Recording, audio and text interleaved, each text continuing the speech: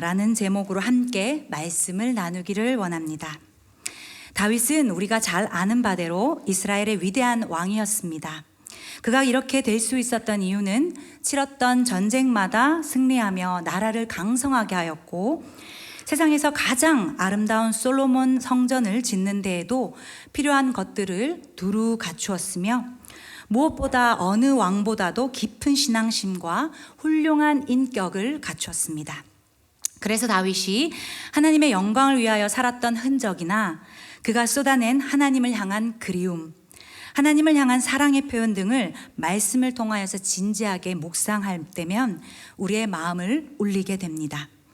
이스라엘 역대 왕들은 우상과 죄에 빠져 살았지만 다윗은 우상에게 기웃거린다든지 하나님을 멀리하지 않았고, 특히 숱한 시련에도 끝까지 견뎌낸 그의 신실한 경건성으로 신앙의 모델이 되었습니다. 그가 통치한 나라도 하나님이 다스리시는 신정 국가로 만들었으며 백성들도 덩달아 복을 받았습니다. 한 사람의 경건성이 가족과 민족은 물론 국가에게도 긍정적으로 선한 영향력을 미치며 튼튼히 하게 한 것입니다. 그럼 이런 다윗의 이 신실한 경건성은 어디에서부터 나왔을까요? 저는 바로 그의 기억에서부터 출발되었다라는 것을 오늘 말씀을 통하여서 나누고 싶습니다. 다윗은 그 어떤 다른 기억이 아닌 하나님께서 베풀어 주신 은혜의 기억으로 말미암아 모든 시련과 문제를 돌파해내었습니다. 뛰어넘었습니다. 인간의 기억은 때로는 기억하고 싶은 것만 기억하거나 또는 기억해야 할 것이 기억나지 않아서 애를 태우기도 하고요. 또 기억해낸 것이 정확하지 않아서 답답할 때도 많습니다. 즉, 우리의 기억은 완전히 믿을 수 없다는 것입니다.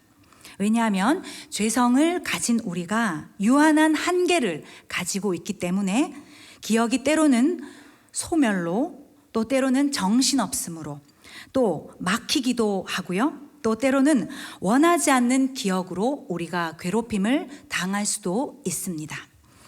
그렇기에 이러한 우리의 유한한 한계 속에서 어떻게 하면 지혜롭고 현명하게 살 수 있을까요?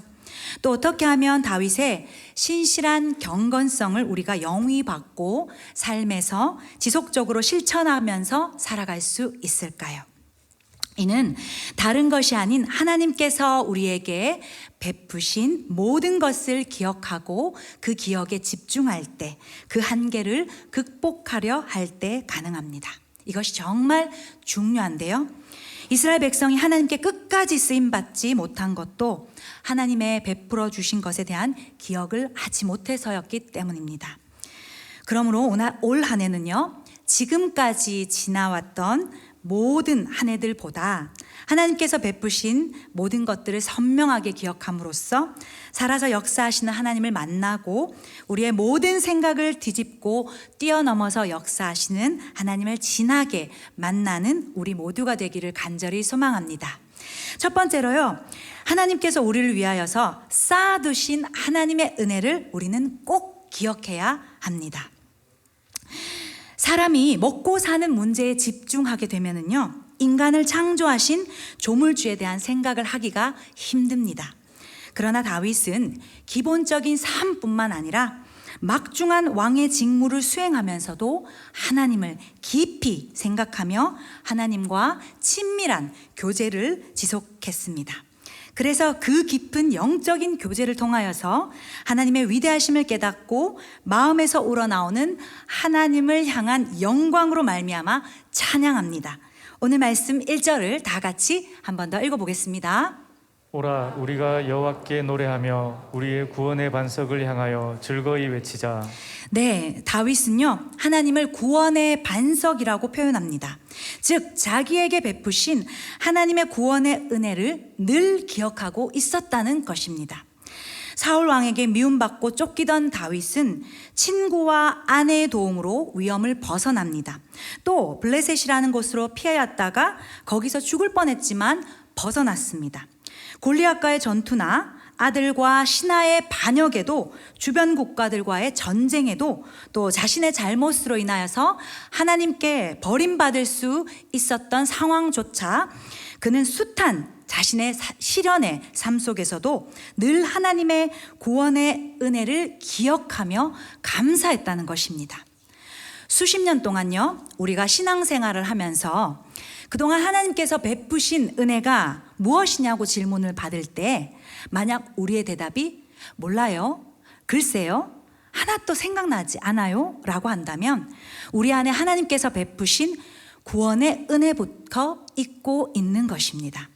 그래서 다윗은요, 시편 31편에 하나님께서 베푸신 은혜가 자기 앞에 쌓여 있었다라고, 쌓여 있다라고 했습니다. 시편 31편 19절을 함께 읽어보도록 하겠습니다. 주를 두려워하는 자를 위하여 쌓아두신 은혜, 곧 죽게 피하는 자를 위하여 인생 앞에 베푸신 은혜가 어찌 그리 큰지요. 네, 다윗은요, 셀 수도 없이 넘치도록 쌓아두신 하나님의 은혜를 기억함으로 그의 일생을 통하여서 하나님을 찬양한 것이 바로 오늘 본문에서부터 시작된다는 것입니다. 좀 전에도 저희들이 1절 말씀을 읽었고요, 2절에서도 이래 나옵니다. 우리가 감사함으로 그 앞에 나아가며 시를 지어서 즐거이 하나님을 노래하자. 하나님으로부터 받은 수많은 은혜, 그동안 쌓아두신 은혜, 그리고 또 앞으로 쌓아두실 은혜를 기억할 때 우리에게 하나님을 향한 감사와 찬양의 노래가 있을 수 있다는 것입니다. 그리고 이것이 우리에게 신실한 경건성이 됩니다. 아브라함 시대부터 다윗에 이르기까지 수많은 하나님의 백성을 하나님께서는 수천 년 동안 기적과 능력으로 일관되게 구원하셨고 보호하시며 축복하셨습니다. 이 놀라우신 하나님의 은혜를 기억한 다윗은 오늘 말씀을 통해서 쌓아두신 하나님의 은혜에 대한 찬양뿐만 아니라 이 하나님은 크신 하나님, 모든 신들보다도 뛰어난 왕이시다라고 한 것입니다. 오늘 말씀에 있어서 4절과 5절을 통하여서 이 하나님의 위대하심의 본질이 어떠한 것이 다윗은 이렇게 나열하고 있는데요, 4절과 5절을 다시 한 번 더 읽어보도록 하겠습니다. 땅의 깊은 곳이 그의 손 안에 있으며 산들의 높은 곳도 그의 것이로다. 바다도 그의 것이라 그가 만드셨고 육지도 그의 손이 지으셨도다. 네, 그렇습니다. 하나님께서는 하나님의 백성을 위해서 섬세하게 쌓아두신 은혜를 주실 뿐만 아니라 동시에 만물의 주인으로 이 모든 것을 다스리시는 위대한 통치자이심 역시도 밝힌 것입니다. 우리가 잘 알고 있지만 수천억 개의 별들이 모여서 은하를 형성하면 또 이런 은하계와 행성, 별들, 그리고 모든 형태의 물질과 에너지를 포함한 모두를 통틀어서 우주라고 합니다. 우주 이쪽 끝에서 저쪽 끝까지의 거리는 너무 광활해서 인간의 힘으로는 그 넓이와 길이를 측량할 수가 없지요. 이 광활한 우주에 존재하는 모든 물질, 공간, 시간 등은 우리가 헤아릴 수도 없는 동안에 일정한 질서와 원칙을 지키고 있다는 것입니다. 즉, 이 모든 것을 관리하는 관리자, 통치자가 있기에 가능하다는 것인데요. 그래서 성경은 하나님께서 이 광활한 우주의 관리자이심을, 통치자이심을 분명히 밝힙니다. 다윗은 이 위대하신 하나님을 향하여서 그래서 전심으로 찬양함으로써 하나님께서 자신을 위해 쌓아두신 은혜 역시도 세밀히 기억한 것입니다. 하루살이가 내일이 존재하는 것을 모르듯이요, 인간이 아무리 컴퓨터를 만드는 지능을 갖추었어도 개미는 그것을 모릅니다. 즉 이것은요, 인간이 아무리 뛰어난 존재여도요, 하나님의 모든 것을 다 알 수 없다는 것입니다. 인간의 지능으로 다 알 수 있는 하나님이시라면 그것은 진정한 신이 아니시겠죠. 하나님은 우리가 다 파악할 수 있는 유한한 존재가 아니시며 무한하시자 전능하시며 영원히 존재하시는 영존자라는 것입니다. 그렇게 우리가 기억해야 될 것은요, 개미같이 연약하고 유한한 나를 위해서 날마다 은혜를 쌓아두심을 기억하고 감사함으로 살아야 한다는 것입니다. 수많은 불신자들은 우주와 만물의 존재가 다 우연히 생성됐다는 것으로 알아서 하나님을 경배하지도 못합니다. 게다가 우리가 경험하는 기도, 또 성령님의 내주하심, 하나님의 속성인 사랑을 알지 못해서 하나님을 찬양하지도 못합니다. 가장 안타까운 것은요, 하나님께서 예비하며 쌓아두신 그 하나님의 은혜를 알지 못하니 하나님을 높일 수도 없다는 것입니다. 그러나 우리는 다윗처럼 나를 구원하신 하나님, 우리를 위해서 쌓아두신 은혜를 기억함으로써 호흡이 있는 동안에 하나님만을 높이며 시와 찬미와 노래로서 하나님의 영광을 돌릴 수 있어야 한다는 것입니다. 우리가 남은 생명 동안 해야 될 일이 있다면 생명의 주, 창조의 주, 구원의 주를 마음껏 높이고 목이 터질 듯이 찬양하고 나를 위해서 쌓아두신 은혜를 날마다 기억함으로써 우리가 이 믿음으로 오늘도 하나님을 경배하기를 간절히 소망합니다. 두 번째로요, 하나님께서는 우리가 겪고 있는 인생의 문제보다도 앞서서 우리를 늘 돌보시고 계심을 우리는 기억해야 합니다. 러시아에서요, 실제로 한 회사 직원이 고장난 냉동고에 들어갔다가 빠져나오지 못하고 죽은 사건이 있었습니다. 그가 마지막으로 남긴 글에는요, 여기가 너무 추워서 견딜 수 없다라는 것이었어요. 그는 고장난 냉동고에 갇혔지만 실제로는 얼어 죽을 것이라는 생각에 사로잡혀서 심장마비가 온 것입니다. 사람이 어떤 문제에 직면하여서 그 문제에 함몰되면 문제 속에 빠져듭니다. 그 문제가 너무 커 보여서 거기에 압도되고 아무것도 하지 못할 뿐더러 극도의 불안과 공포로 스스로 무너지게 됩니다. 오늘 본문의 다윗은요, 일생 동안 자기가 감당하기 어려운 수많은 문제들을 만났지만 그 속에서도 하나님께서 주신 은혜를 잊지 않았습니다. 은혜의 기억으로 말미암아 만왕의 왕이시고 모든 신들보다 뛰어나신 왕, 하나님만 의식함으로써 문제를 극복할 수 있었습니다. 이것이 그의 인생의 경험을 통해서 얻은 통찰력이었고 진리였습니다. 그래서 오늘 본문 말씀 7절에서 하나님께서 우리를 돌보시는 하나님이시다라고 기록한 것입니다. 다윗은 원래는요, 자주 울기도 했고요, 또 마음도 약했어요. 또 문제가 생길 때마다 아주 무서움이 많았고 두려움도 많았습니다.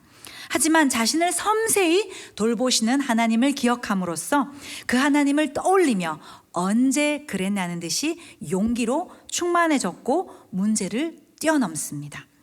연약한 자신, 주변에 아무도 없다는 마음으로 자신을 바라보면 불안과 두려움이 엄습합니다. 그러나 아무 문제가 커 보여도 나의 시련보다, 나의 문제보다 크고 위대하신 하나님의 도우심을 기억하면 그것은 은혜의 기억이 된다는 것입니다.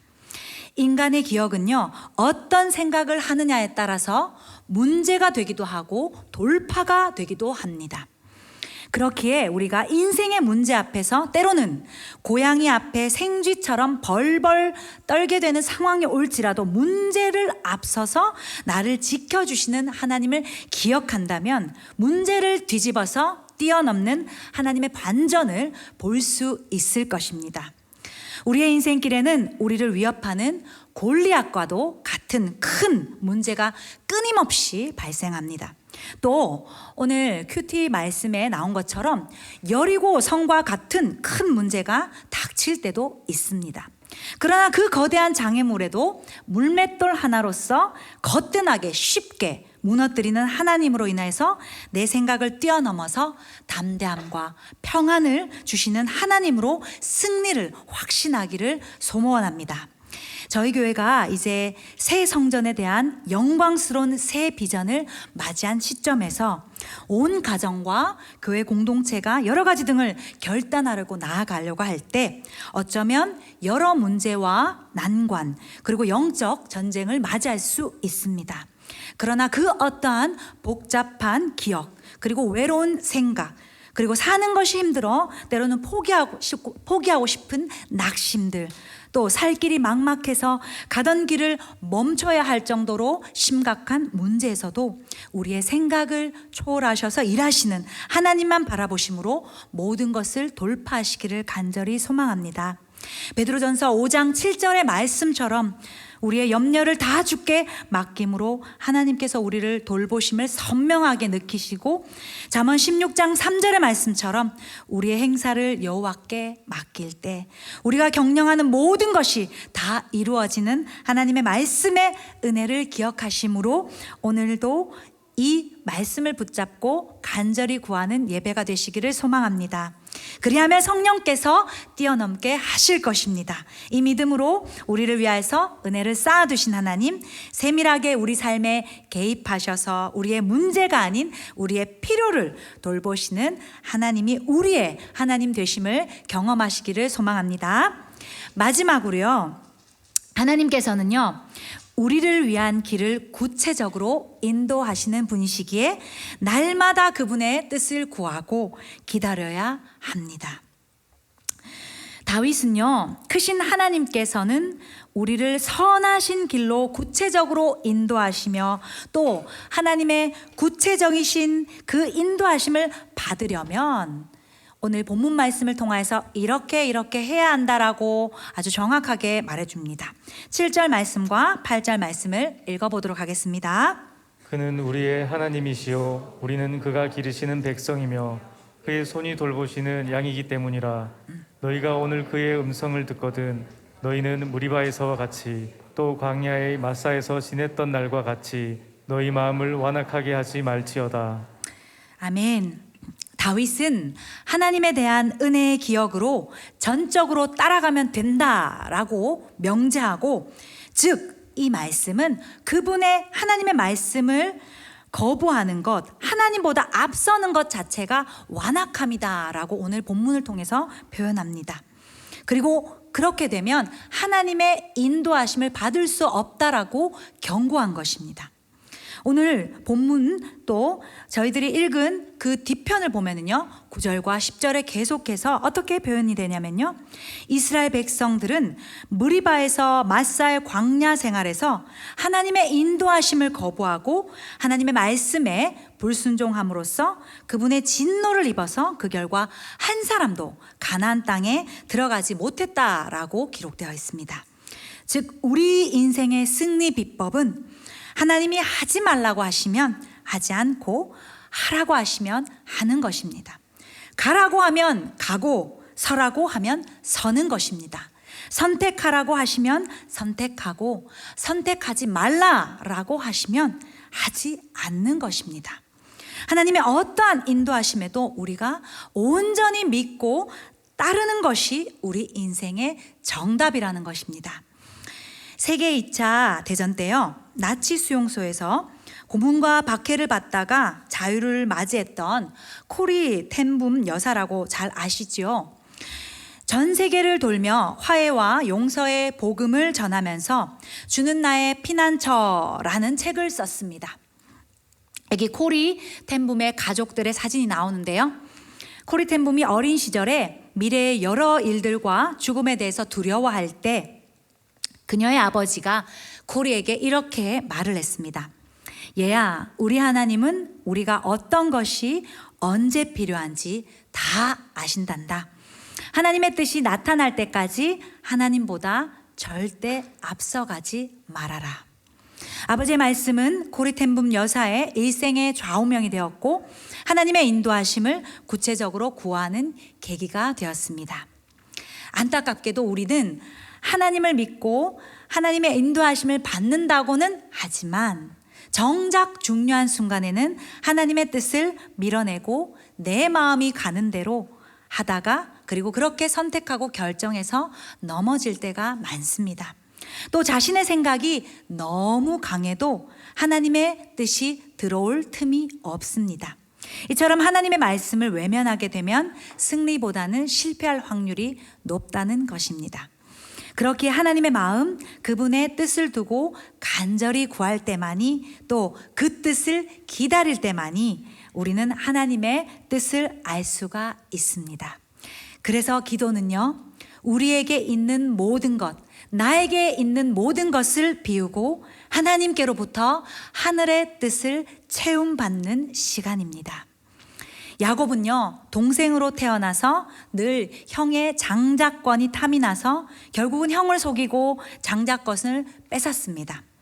장자권에 대한 욕심으로 야곱은 하나님께 기도하며 기다리기보다 자신이 마음에 가는 대로 결국 하나님의 뜻을 외면했고 가족들에게도 상처를 줬습니다. 끝내 야곱은 20년 동안 고향에 돌아가지 못했습니다. 자기 생각으로 하나님의 인도하심을 외면하면 내 뜻이 앞서게 되고 오히려 그것은 고통이 되고 인생이 허비될 수 있다는 것입니다. 다윗은 하나님의 인도하심을 받고 하나님의 때를 기다립니다. 사울 왕에게 쫓겨서 쫓겨다닐 때에도 사울을 죽이고 빠르게 왕이 될 수도 있었지만 다윗의 부하들도 하나님이 주신 기회라며 사울을 죽일 수 있었지만 다윗은 하나님이 그렇게 하라고 하시지 않았기 때문에 자기의 생각을 앞세우지 않았습니다. 자기가 소망하는 것보다 하나님의 뜻을 더 소중하게 여겼고 다만 기도하면서 하나님의 뜻을 구하고 기다린 것입니다. 그렇게 하나님의 구체적인 인도하심을 구하고 기다릴 때 하나님의 은혜를 얻을 수가 있었고 그 은혜가 날마다 쌓임으로 그 은혜를 또 기억함으로써 감정과 상황과 문제를 뛰어넘어 하나님을 진정으로 높이고 받드는 경건한 믿음의 소유자가 될 수 있었던 것입니다. 그러니 하나님께서는 이 믿음을 보시고 때가 되자 문제를 뛰어넘은 그의 중심과 경건성 그리고 그의 정통성을 확보하셔서 이스라엘의 왕위에 오르게 하신 것입니다. 사랑하는 우리 믿음의 가족분들, 우리 성도님들, 구하고 기다린다는 것 자체가 위대하신 하나님의 뜻을 받드시는 것이며 그분을 높이시는 것입니다.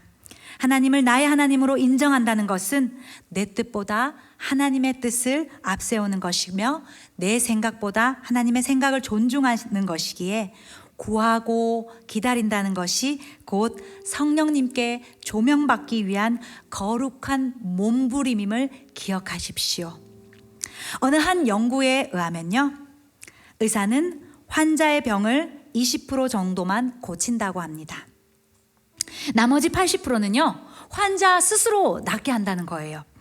즉, 우리가 하나님의 뜻을 우선으로 받들고 따라가면 하나님께서 우리의 모든 문제를 잠재우셔서 모든 게 제자리를 잡도록 하신다는 겁니다.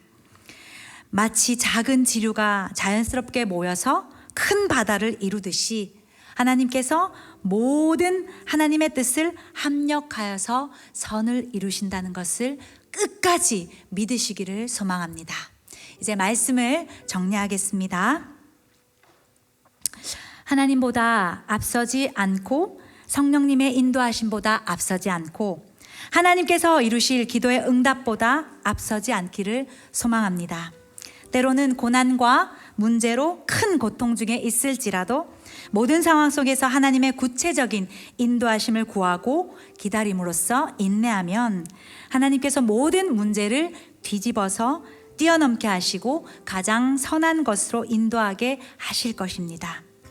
유한한 우리의 기억은 한계투성이고 온통 뒤죽박죽 엉켜있는 듯 해도 우리의 모든 영역에서 하나님께서 쌓아두신 은혜가 있다는 것을 꼭 기억하시고 세밀하게 돌아보시는 하나님을 오늘도 구하고 그 하나님의 주되심을 인정하시고 그분만 온전히 믿고 따를 때 우리 모두가 생각과 문제를 뛰어넘어서 역사하시는 하나님을 경험하게 될 줄 믿습니다.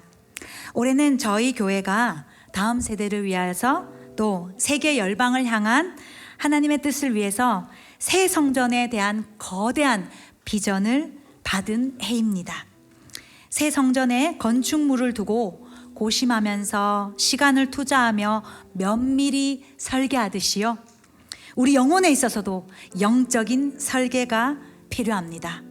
담임 목사님께서 그간 한결같이 교회를 위하여서 일생을 헌신하셨고 기도하셨고 자리를 지켜오셨듯이 우리 모두가 올 한 해는 더더욱 하나님 중심, 교회 중심의 경건성으로 우리의 영혼을 끝까지 잘 지켜서 에스라가 성전 재건 프로젝트를 진행할 때 그 어떤 방해에도 끝까지 완공했듯이 우리 교회 온 성도님들 한 분 한 분이 영적으로 잘 세워지고 재건되시기를 간절히 소망합니다. 아멘.